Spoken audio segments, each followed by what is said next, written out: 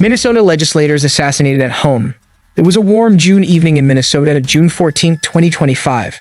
The world outside was peaceful, dew coated the lawns, crickets chirped softly in the distance, and families were settled for the night. But beneath this calm surface, a chilling storm was about to break. In the quiet suburbs of Minnesota, a calculated act of violence would shake the foundations of democracy itself. Two state legislators and voted public servants would become targets of an unthinkable crime, attacked inside the sanctity of their own homes. The perpetrator, a man who disguised himself as a protector, only to become an executioner. This is the story of a night that changed Minnesota forever, a night where evil came knocking. The first target, Senator John Hoffman and Yvette. John Hoffman was a man known for his unwavering commitment to justice. A Minnesota state senator passionate about disability rights, education reform, and social equity, he was widely respected across political divides. His wife, Yvette, was his constant support, standing beside him through every challenge. At exactly 1:58 a.m., an SUV pulled up quietly in front of their home in Champlin. Its flashing red and blue lights blinked faintly, mimicking a police cruiser. Inside sat Vance Leather Bolter, a man with a sinister plan. He was clad in a bulletproof vest marked police and equipped with a handgun, ready to unleash destruction. The doorbell rang sharply. Half asleep and trusting the badge, Yvette heard it and believed it was an officer coming to help.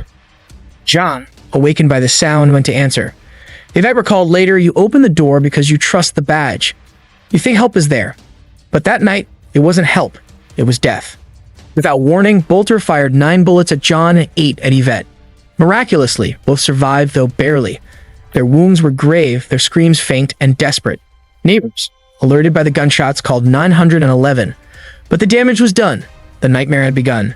Bolter fled into the night, leaving behind shattered glass, blood, and a chilling message. The killer's plan, preparation, and deception. What law enforcement discovered next was terrifying. Bolter was not a reckless assailant acting in a moment of rage. He was a man driven by months of meticulous preparation. Inside his SUV, police found a list, names, home addresses, and daily routines of Minnesota legislators. Detailed notes accompanied each name, marking some as priority targets. He had purchased a hyper-realistic silicone mask, a bulletproof vest, and modified his SUV to look like a police vehicle. His plan: use the trust people place in law enforcement to get close, and then strike without warning. This wasn't just an attack on individuals, it was an assault on the democratic process itself. The close calls, narrow escapes, and missed opportunities. After the attack on the Hoffmans, Bolter continued his deadly journey. In Maple Grove, he rang the doorbell of another legislator's home. No answer. Frustrated, he pressed on. Later in New Hope, a real police officer approached Bolter's parked SUV. Seeing the flashing lights and police vest, the officer nodded and drove away, unaware he was unknowingly allowing a killer to slip through his fingers. The former police chief, reflecting on the moment, said, "That was the moment we could have caught him. But when you see the vests, the lights, you assume it's one of us." That's exactly what he wanted. Bolter's disguise was both his armor and his weapon. The second attack, Melissa Hortman and Mark. Melissa Hortman was more than a legislator. She was a trailblazer. The former Speaker of the Minnesota House, Melissa was beloved across party lines for her integrity and dedication. Her husband, Mark, was her rock, a devoted partner and father. At approximately 3 a.m. in their quiet neighborhood, a Hortman home was shattered by violence. Doorbell rang. Mark answered. Gunshots rang out, 2 deafening cracks that ended his life instantly. Melissa was hit moments later, collapsing in the hallway she had known all her life. Their golden retriever, Gilbert, tried to protect them and was shot but survived. Police officers arriving at the scene captured the chaos. "We've got 2 down, female unresponsive, male confirmed DOA. Suspect still inside the house." Bolter fled out the back door, disappearing into the darkness once again. Inside the mind of the killer, a calculated predator. Investigators pieced together a terrifying picture of Bolter's mindset. His SUV contained notebooks filled with surveillance notes and photographs. Homes of legislators were marked with red X's and notes describing access points and security weaknesses. Flyers with the phrase "No Kings" hinted at a warped political ideology that justified violence. Criminal profiler described Bolter's mindset this way: "This wasn't a spur-of-the-moment attack. This was stalking, obsession, and patience. He viewed his victims as prey, patiently waiting for the right moment to strike." His disguise as a law enforcement officer allowed him to gain trust and then betray it with deadly consequences. The massive manhunt, hunting a ghost in the night.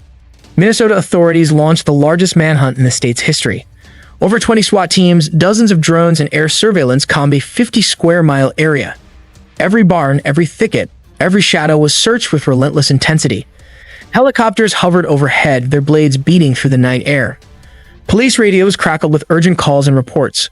The state was gripped by fear, uncertainty, and grief. After 43 hours, Bolter was found near his rural home in Green Isle. He surrendered peacefully, ending the terrifying spree that had haunted Minnesota for nearly 2 days. The trial, justice on trial. Bolter's court appearances drew national attention. He faced multiple state charges, including second-degree murder for the Hortmans and attempted murder for the Hoffmans. Federal prosecutors added political assassination charges, a recognition of the attack's broader implications. At a press conference, the lead prosecutor said, "This was not just an attack on individuals. It was an attack on democracy itself." The trial promised to be long, painful, and deeply emotional. A state in mourning, remembering the victims, Minnesota's grief was palpable. Melissa Hortman became the first woman to lie in state at the Minnesota Capitol. Thousands came to pay their respects, including President Joe Biden, Vice President Kamala Harris, and Governor Tim Walz. The Capitol Rotunda filled with flowers and flags draped over caskets. Bells tolled softly. The halls echoed with quiet sobs and whispered prayers. Families, friends, and colleagues mourned the loss of 2 dedicated public servants. The entire state was left grappling with the horror of political violence so close to home. The new reality: security and fear. In the wake of the attacks, Minnesota lawmakers live under constant protection. Home addresses have been removed from public records. Security gates and surveillance cameras have become standard outside legislators' homes. Bodyguards accompany lawmakers in public and private. But the fear remains. If a man can come to your door dressed as a protector and wield death in his hands, how can anyone feel safe? The political climate has shifted. Debates about rhetoric, extremism, and safety now dominate headlines. Minnesota's darkest night left a scar that will not soon fade. The bigger picture: political violence in America. This tragedy did not happen in isolation. Experts warn that rising political polarization and inflammatory rhetoric have created fertile ground for violence. When words turn into threats and threats into action, the fabric of democracy is at risk. Communities nationwide have expressed shock and solidarity. Calls for increased security and respect in political discourse have grown louder. The Minnesota attacks serve as a sobering reminder that violence is not just a law enforcement issue, it is a societal one. The price of hate and the fight for democracy. 2 lives lost, 2 families shattered, a state forever changed. Minnesota's darkest hours highlight the fragility of safety and the high price of hatred disguised as righteousness. The attacks were not just crimes against individuals, they were attacks on the very idea of public service and democratic governance. In the end, the question remains: when the knock comes at your door, dressed as a friend or a savior, how do you know when to open and when to run? This chilling night in Minnesota is a stark reminder that vigilance, empathy, and unity are the only shields we have against the darkness, because evil often comes quietly, masked by trust, waiting for the perfect moment to strike.